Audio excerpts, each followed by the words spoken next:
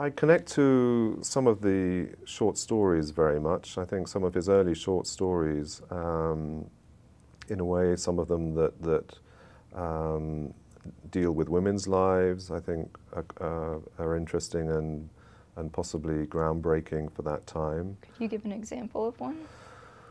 Oh, there's a wonderful story about the torment that a girl goes through when she has to have her hair cut off on getting married. That's so sympathetically written from her perspective, and you can see why Asch had a reputation for empathizing with women's lives and understanding the difficulties that women had moving from a very traditional world and trying to get an education, and often losing out to the boys in the family who were privileged in terms of education and so on. And I think he definitely saw himself as somebody who wanted to write about those sorts of issues.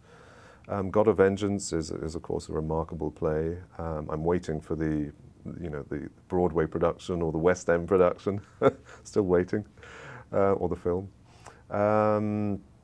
But a lot of his work, I don't know. I simply don't know, because I haven't read the Yiddish originals, and even Asch, who was widely translated, only a proportion of his work was ever translated.